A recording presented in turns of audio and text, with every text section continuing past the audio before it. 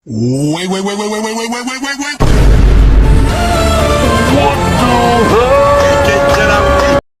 Sir, how are you and Attorney Sal?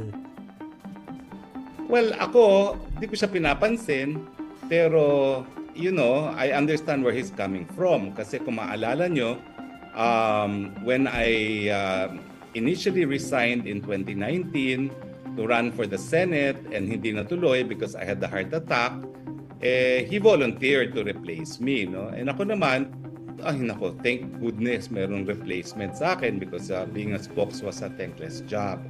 Pero, nung nagkaroon ng COVID at sinabi ni Sal Panelo na ang gamot sa COVID ay saging, tumawag mismo sa akin ng presidente at sinabi, pwede ba bumalik ka na?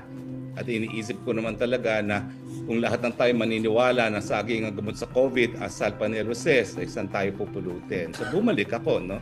So that's all the dealings I've had with Sal Panelo. But ang alam ko talaga, he really wanted to become spokesperson in 2019. And ako naman, ay naku, goodness gracious, alam mo naman yan na Maricel, no? It was such a thankless job. It's not a job that I would aspire for, nor would want to hold on to for a longer period of time. Meron din ng mga dating nasa same camp kayo, no? Like si Attorney Sal Panelo, na nananawagan o nagsabi na harapin nyo na rin dito sa ating bansa yung mga kaso. Meron ba kayong reaksyon doon sa gano'ng mga pahayag from... Well, aking reaction po dyan ay simple lang. Yung paghingi ng asylum, yan po'y karapatang pantao. So, yes, sir. We can hear you, Attorney Harry. karapatang pantao po yan at yan po ay hindi po yan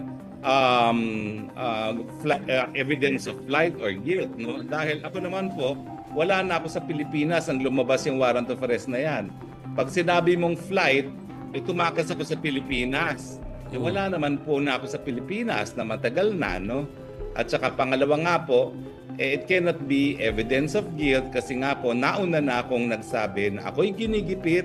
Marami naman po mga kababayan natin na sumasang-ayon na pagigipit ang lahat ng ginagawa sa akin, kay Tatay Digong, kay Inday Sara Duterte at iba pang mga supporters ng mga Duterte kasama na yung mga vloggers.